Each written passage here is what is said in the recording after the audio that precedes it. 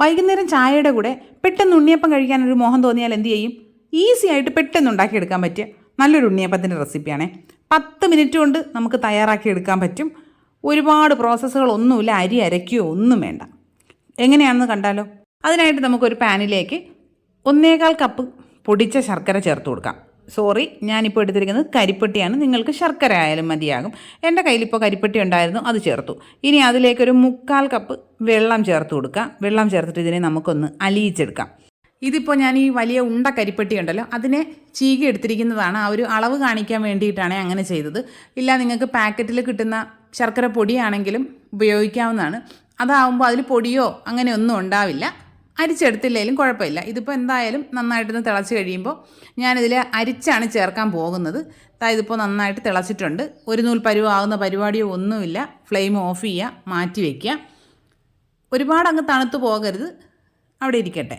ഇനി നമുക്കൊരു പാനിലേക്ക് കുറച്ച് നെയ്യൊന്ന് ഒഴിച്ചു കൊടുക്കുക. 1 ടേബിൾ സ്പൂൺ നെയ്യ് ഒഴിച്ചിട്ട് അതിലേക്ക് ഏകദേശം ഒരു കൊപ്രയായി വരുന്ന തേങ്ങയുണ്ടല്ലോ, അതിനെ ചേർത്ത് കൊടുക്കുക. കുറച്ച് നിങ്ങളുടെ ആവശ്യത്തിനനുസരിച്ച്. ചിലർക്ക് തേങ്ങാക്കൊത്ത് കടിക്കുന്ന ഇഷ്ടം ഉണ്ടാവില്ല, അങ്ങനെയുള്ളവർക്ക് ഈ സ്റ്റെപ്പ് ഒഴിവാക്കാവുന്നതാണ്. ഇനി വേറൊരു ബൗളിലേക്ക് അരിപ്പൊടി ചേർത്ത് കൊടുക്കാം. 1 കപ്പ് അരിപ്പൊടിയാണ് എടുത്തിരിക്കുന്നത്. ഇതിപ്പോൾ സാധാരണ പാക്കറ്റിൽ വാങ്ങുന്ന പത്തിരിപ്പൊടി ഉണ്ടല്ലോ, അതാണ്. അതിന് നമുക്ക് ചേർത്ത് കൊടുക്കാം. ഇനി ഇതിലേക്ക് ചേർക്കേണ്ടത് 1/2 കപ്പ് ഗോതമ്പ് പൊടിയാണ്.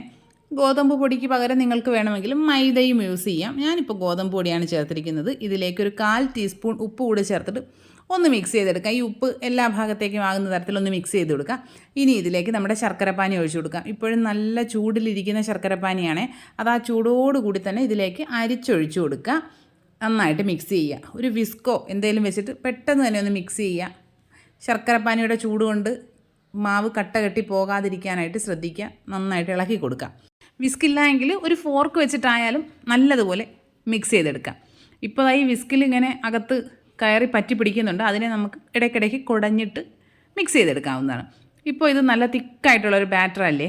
ഇനി നമുക്കിതിനെ കുറച്ചുകൂടി ഒന്ന് ലൂസാക്കി എടുക്കണം. അതിനായിട്ട് 1/2 കപ്പ് ചൂടുവെള്ളമാണ് ഞാനിതിലേക്ക് ഒഴിക്കുന്നത്.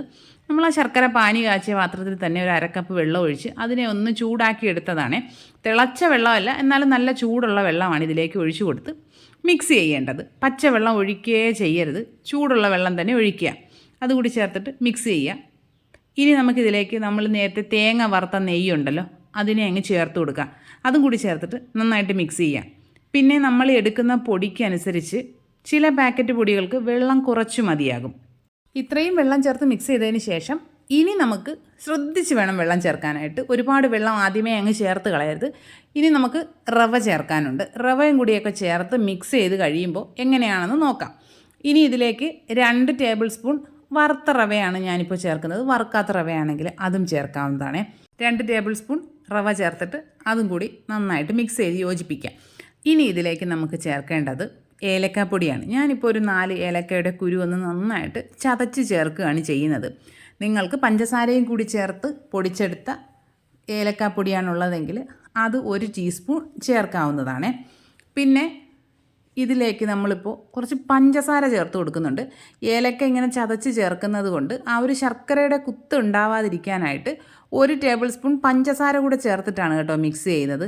ആ ക്ലിപ്പ് എൻ്റെ കയ്യിൽ നിന്ന് മിസ്സായി പോയിട്ടുണ്ട്. അതുകൊണ്ടാണ് ഞാനിപ്പോൾ പറയുന്നത്. പഞ്ചസാര കൂടി ചേർത്തിട്ടാണ് മിക്സ് ചെയ്തിരിക്കുന്നത്. ഇനി വിസ്ക് മാറ്റിയതിന് ശേഷം ഒരു സ്പാച്ചുല കൊണ്ട് ആ ബൗളിൻ്റെ സൈഡിലുള്ളതൊക്കെ നമുക്ക് നന്നായിട്ട് ഇതിലേക്ക് യോജിപ്പിച്ചെടുക്കാം. ഇനി ഇതിലേക്ക് ഞാനിപ്പോൾ ഒരു 2 ടേബിൾ സ്പൂൺ വെള്ളം കൂടി ചേർക്കുന്നുണ്ട്. അതിൽ കുറേശ്ശെ ചേർത്ത് വേണം നോക്കാനായിട്ട്. ആദ്യം 1 ടേബിൾ സ്പൂൺ വെള്ളം ചേർത്ത് മിക്സ് ചെയ്യുക. വീണ്ടും 1 ടേബിൾ സ്പൂൺ വെള്ളം കൂടി ചേർക്കുന്നുണ്ട്. അങ്ങനെ 2 ടേബിൾ സ്പൂൺ വെള്ളം ചേർത്ത് മിക്സ് ചെയ്തെടുക്കുക. പൊടിയുടെ ആ ഒരു കൺസിസ്റ്റൻസി അനുസരിച്ച് നോക്കി വേണം നമ്മൾ ചേർക്കാനായിട്ട്. ഈ പൊടിക്ക് ഇപ്പോൾ അത്യാവശ്യം വെള്ളം വേണ്ട ഒരവസ്ഥയാണ് എനിക്ക് തോന്നുന്നത്. അതുകൊണ്ടാണ് ഞാൻ കുറച്ചുകൂടി വെള്ളം ചേർത്ത് കൊടുക്കുന്നത്. ആദ്യമേ ഉള്ള വെള്ളം എല്ലാം കൂടി ഒഴിച്ചിട്ട് കുളമാക്കി എടുക്കരുതേ. ഇപ്പോൾ ഏകദേശം ഒന്ന് റെഡി ആയിട്ടുണ്ട്. ഇനി ഇതിലേക്ക് നമുക്ക് തേങ്ങ വറുത്തതിന് ചേർത്ത് കൊടുക്കാവുന്നതാണ്. തേങ്ങ വറുത്തത് ചേർത്തിട്ട് മിക്സ് ചെയ്തെടുക്കാം. ഇനി ഇതിലേക്ക് നമുക്ക് കയ്യിലുണ്ട് എങ്കിൽ കറുത്ത എള്ള് ചേർത്ത് കൊടുക്കാവുന്നതാണ്. ഇല്ല എങ്കിൽ ആ ഒരു സ്റ്റെപ്പ് ഒഴിവാക്കാം. പിന്നെ നിങ്ങളുടെ കയ്യിൽ ജീരകത്തിൻ്റെ പൊടി ഉണ്ടെങ്കിൽ അതൊരു 1/4 ടീസ്പൂൺ ചേർത്ത് കൊടുക്കാവുന്നതാണ്. പിന്നെ ചുക്കിൻ്റെ പൊടി ഉണ്ടെങ്കിൽ അത് ചേർത്ത് കൊടുക്കാം. ഞാനിപ്പോൾ ജീരകത്തിൻ്റെയും ചുക്കിൻ്റെയും ഒന്നും പൊടി ചേർക്കുന്നില്ല. നിങ്ങൾക്ക് അതിൻ്റെയൊക്കെ ടേസ്റ്റ് ഇഷ്ടമാണെങ്കിൽ അതൊക്കെ കുറേശ്ശെ 1/4 ടീസ്പൂൺ വീതമൊക്കെ ചേർത്ത് കൊടുക്കാവുന്നതാണ്. എള്ളും കൂടി ചേർത്ത് മിക്സ് ചെയ്തതിന് ശേഷം ഇനി ഇതിലേക്കൊരു 1/4 ടീസ്പൂൺ ബേക്കിംഗ് സോഡ ചേർത്ത് കൊടുക്കുന്നുണ്ട്. ബേക്കിംഗ് സോഡ ചേർത്ത് കൊടുത്താൽ മാത്രമേ ഇതൊന്ന് സോഫ്റ്റായിട്ട് കിട്ടുകയുള്ളൂ. അല്ലെങ്കിൽ നമ്മളിതിനെ കുറച്ച് നേരം ഒന്ന് ഫെർമെൻ്റ് ആവാനായിട്ട് അടച്ച് മാറ്റി വെക്കേണ്ടി വരും. നമ്മൾ ഇൻസ്റ്റൻ്റായിട്ട് ചുട്ടെടുക്കുന്നത് കൊണ്ട് 1/4 ടീസ്പൂൺ ബേക്കിംഗ് സോഡ കൂടെ ചേർത്ത് കൊടുക്കുന്നുണ്ട്. ബേക്കിംഗ് സോഡ ചേർത്തതിന് ശേഷം നന്നായിട്ട് മിക്സ് ചെയ്യണം, ഇല്ലെങ്കിൽ ചിലപ്പോൾ കട്ട പിടിച്ച് കിടക്കാനുള്ള സാധ്യതയുണ്ട്. അതായത് ഇപ്പോൾ നമ്മുടെ ബാറ്റർ ഏകദേശം റെഡി ആയിട്ടുണ്ട്. ഈ ബാറ്റർ മിക്സ് ചെയ്യുന്ന ടൈമിൽ തന്നെ നമ്മൾ ഉണ്ണിയപ്പച്ചട്ടി അടുപ്പിൽ വെച്ച് അതിലേക്ക് എണ്ണ ഒഴിച്ച് എണ്ണ നന്നായിട്ട് ചൂടായി കിടപ്പുണ്ട്. ഹൈ ഫ്ലെയിമിലിട്ട് എണ്ണ നന്നായിട്ട് ചൂടാക്കിയതിന് ശേഷം ഫ്ലെയിം ഒന്ന് കുറച്ച് വെച്ച് കൊടുക്കുക. എന്നിട്ട് നമ്മുടെ ബാറ്റർ ഓരോ കുഴിയിലേക്കുമായിട്ട് ഒഴിച്ചു കൊടുക്കുക. ഗ്ലാസ്സിൽ ഒഴിക്കുകയാണെങ്കിൽ കുറേ കൂടെ സൗകര്യമായിരിക്കും. ഞാനിപ്പോൾ എല്ലാ കുഴിയിലേക്കും മാവ് ഒഴിച്ചു കൊടുക്കുന്നുണ്ട്. എല്ലാ കുഴിയിലും ഏകദേശം അരഭാഗത്തോളം മാത്രമേ എണ്ണ ഒഴിക്കാൻ പാടുള്ളൂ. ഇല്ല എങ്കിൽ ഈ ബാറ്റർ ഒഴിച്ച് കഴിയുമ്പോൾ എണ്ണ മുഴുവനായിട്ട് 4 വഴിക്കും കൂടി പുറത്ത് വീഴാനുള്ള സാധ്യതയുണ്ട്. അത് ശ്രദ്ധിച്ചോളുക. ഞാനിപ്പോൾ ബാറ്റർ ഒഴിച്ച് വന്നപ്പോൾ ഏകദേശം ഒരു കുഴിയിൽ ഇനി എണ്ണ നിൽക്കട്ടെ. കാരണം ഇത് ഇനി അതിലുകൂടി മാവ് ഒഴിച്ച് കഴിഞ്ഞാൽ ചിലപ്പോൾ ഇതെല്ലാം കൂടി പുറത്തേക്ക് വീഴാനുള്ള സാധ്യതയുണ്ട്. അതുകൊണ്ട് ഞാനത് അവിടെ നിർത്തി.